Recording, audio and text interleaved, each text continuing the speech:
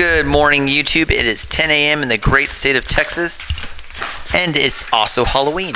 And by the thumbnail, you guys know that we are building a trunk, or a small box with a lid and a latch and a locking mechanism. And that's what we're going to do in today's video. So at work, today is actually Halloween 2023, and I am doing a boo basket. So a boo basket is essentially something like Secret Santa, except you do it for Halloween themed stuff. And the person that I got drawn for this year wanted me to build them a small little box. And this person didn't specify how large this box was supposed to be. They didn't really say anything. They just said, I need a box I can put stuff in for my family and just have a lock on it. And I was like, okay. However, apparently this person asked me this a year ago and I've never gotten around to it. I always dodge it and say, well, I've never built anything like that before. It's going to be kind of shoddy. I'm not really an expert on that. I do bowls. I don't really do furniture or boxes. Even though I've built some in the past, this was like my first real attempt at making something like this at this scale. So all you saw there was taking these pine boards, and all we're doing is gluing them up, trying to make this very basic, very simplistic, nothing overtly complicated. So all I'm doing is taking everything that I measured out, gluing them up. We have a bottom and two boards on the sides. So that's all that we're doing here for this portion of it here. And I didn't make it overtly complicated. I don't know what the dimensions are, just kind of eyeballed it essentially. So we glued them up, put the weights in the middle of it so it wouldn't bow out, had the clamps on the side of it so it didn't bow out as well, and just trying to keep everything as relatively flat as humanly possible. And I do have a wood planer. However, for this, this is my first generation of building something like this. I didn't put it through the wood planer. I wanted to save as much material on the actual board itself, and you'll see why in a little bit later. So I've built a trunk before in the past and other pieces. However, if you don't do something in a long time, you kind of forget how to do it. So essentially all I'm doing here is trying to figure out how I'm going to glue everything up and keep everything nice and straight and level. And here I'm kind of on the struggle bus trying to figure that out using clamps, thinking that this is going relatively well and not realizing how much of a problem it actually is. And in the past, I've done things like drill pilot holes and just put in screws into the wood. However, I pick up a majority of my wood from Lowe's, and Lowe's pine board wood scrap like this is horrible for putting drill holes into, because every time I try to drill a hole into any pine board that I pick up from Lowe's, it will crack, it will fray no matter how careful I am.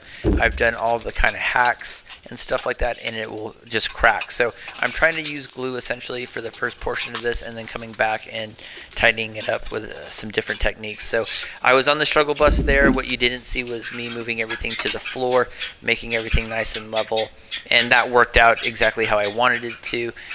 Just a lot of trial and error, and all I'm doing here is sizing up the sideboards that we're going to do here in just a moment. So got everything measured out the way that I want to, and we're just going to do 3 boards from the bottom all the way to the top.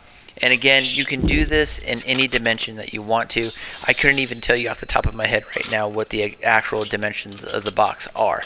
But all we're just doing is taking everything over to the miter saw, get everything cut down, trying to make everything as nice and even as humanly possible. And once we did that, now you guys can really start to see me struggle. So, like I said, we're using glue a lot for this. And I thought using nails would be a better technique than drilling pilot holes and screwing everything in, because the board will crack. And nails typically are a better technique to kind of hold everything together and prevent that cracking. But as you saw there, a lot of problems with the nails. And then what happened here with the clamp was I started to get bowing, or the top edges started to come in on itself, and I was going to use that to kind of keep everything spread out nice and even. However, that technique didn't work, and I had to basically stop about 100 different times. The nails kept on bending. I was just using simple wire nails, and they just were not cooperating. And now I'm trying to make everything nice and even and level, and I'm having problems hammering in the nails. The glue's coming out of everywhere. It's not even, and I'm just having a horrible time doing this. There's probably kids in shop class that have much more talent than I do who probably wouldn't have struggled as hard as I did. But this part just absolutely kicked my ass. But again, this is just a simple box that just threw me off. But eventually I got all the nails in and everything sized up the way that I wanted to. And then all I did was take my table saw and then just cut off that top portion of it to make everything nice and even on the top of the box. And cool little handy dandy tool here is just a simple wood planer, hand wood planer, and just making everything nice and even. And never used that tool before, but I'm definitely going to use that again in the future. And everything is nice and even. And so all we're doing here is essentially making a box, but instead of just having that sharp edge on the corners, I thought it'd be cool if we just sanded that down, make everything nice and round, and it just gives it a better looking aesthetic instead of like a simple square box. This is essentially just a glorified milk crate at the end of the day, but I thought it would look aesthetically better if we just rounded out the edges. And you can kind of see it there with how uneven everything is, but it looks really cool as well. And part that you didn't see, because I hate sanding, is even after I glued up all the planks and everything after they had set up, I just went back and sanded everything down so the glue and everything and the grain of the wood came out a little bit better. And all we're doing here is just some simple cleanup. So once we got that portion of it done, now we can start building the top of the box, or the lid that's going to go on here. And all I'm doing here is measuring everything up. Again, taking these simple pine boards and getting them measured out, cut down the way that I want to. And again, I didn't use the planer on this one. The wood that I picked out from Lowe's was relatively uniform, so I wasn't overtly concerned about things just being uneven like that. So I was pretty happy with it, and for the dimensions, everything was pretty much from the same board for the top of the lid itself. So essentially, same technique, get everything nice and even, and then we're just using some glue here, gonna get everything nice and tight, everything nice and uniform, and then we're just gonna clamp it in, leave it for about 24 hours, and then we're gonna come back, take that off, and then we'll be all done, just wiping down the excess portions of the glue. So the problem with using these boards that are uneven and not using the planer is there are a lot of gaps in between. So all we're doing is a simple technique, taking some wood dust, using some glue, making like a wood paste, and just filling in all those cracks. And I could have used wood filler, and I probably should have. I'll probably use that in the next project, but this works just as well. I just didn't feel like going out and getting some, and I didn't have any in the workshop the day that we did this. But the problem with it is, after 24 hours and it dries, it does work. It will fill in those gaps, but then you have to come back, hit it with a sander, and make sure that everything is nice and even, because it looks really bad when you just leave it out like that. But this part didn't take any time at all. It was tedious. But now we get to my favorite part, which is burning the pine wood. So this is just pine wood that I pick up from Lowe's. It's just like project wood, and it looks boring, but if you burn it, you get like a cool rustic type feel for it.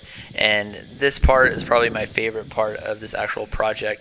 You get to burn stuff and use the torch. And right now it's pretty chilly in Texas, so we have two types of weather in West Texas: hot as hell and cold as hell. Right now we're hitting the cold as hell phase. So 24 hours later, the top of the lid of the actual trunk itself is ready to go.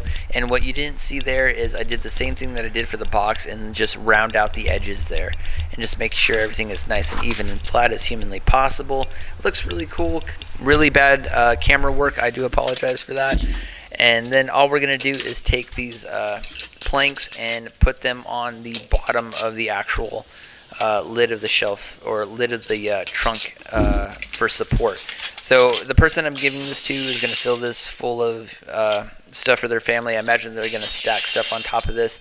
So the thing with using wood is that eventually it'll start to bow out, and all these little shingles here are going to do is basically just give it a little support. So we just added some glue, took some small wire nails, and we're just going to use these as a support on both sides so that this person can lay something on top of it without having to worry about that bowing of the top of the lid. So just a little added support. And then we come back and burn the top of it, and makes it really pop that grain of that wood. Looks really good. I, again, love using pine board and just burning it like this. You can take something simple and just make it a little bit better. and this looks really, really good here. So I had this great idea of, and I was going to use epoxy anyway, but the problem is the temperature right now in Texas is not cooperating with the epoxy. And you can see here, the epoxy is just cold. It's mixed well, but it has so many bubbles because it's like a tar, because it's not nice and fluid. The epoxy didn't set up really well, and here I am trying to roll this on there, and I just had so many problems with this. So I'm using the paintbrush or the roller brush just for the top of it, but I had to come back with a paper towel and just like wipe all of this down because it was just gunking up the wood and looked absolutely horrible. So I had to end up doing this technique for the entirety of the actual box itself. But 24 hours, wiped everything down, got everything nice and even. Just a pain to do once I added the epoxy. So I put the epoxy all over the trunk itself, and you can see that in there. It looks really good. So now all we're going to do is add our latches here, and we're just marking where we're going to drill some pilot holes here, and then get those latches on there so the trunk will be able to have a secure lid. And all we're doing here is taking 15-minute epoxy for the screws and just get everything in place. And then we're going to do it on both sides, and I think the black latch looks really good with this burnt wood as well. It's just like a nice accent piece, and it looks really good, just trying to get everything nice and even. You don't have to be exact on it, but if you decide to do this, just make sure that the latches are to the proper proportion of your box. And now we're just going to put the front latch on where the lock mechanism will go, doing the same kind of technique, and we're just using brass on this one as well. And I think it looks really, really good. I really like just how this color looks on this, and we're just drilling guide holes and 15-minute epoxy so that this will be secure. And it looks really, really good. I'm happy how this turned out. It turned out a lot better than I thought. And again, you can do this box in any dimensions that you want. And just for a nice little accent piece, just added a nice little lock for this person. Nice brass lock. I think that looks really good. So when it's all said and done, this is what it looks like. This is what my Boo basket is. It's just a nice plain Jane box. The rounded edges make it look really cool. You can see where the epoxy didn't set up in some places, but overall the aesthetic looks really, really good. It has that rustic feel to it, but overall really happy how this turned out. And again, you can do this dimension in any dimension that you want. Something just plain and simple. I think it looks really, really good. So I'm sure the person that'll get this will enjoy it as well. So if you're curious where I got all the other stuff, Lowe's, and then the snacks from Walmart. But here's all the snacks that go in there for the basket. But if you guys decide to do this, I hope it works out for you guys as well. And I hope you guys like this video. So I'll see you in the next one. Peace.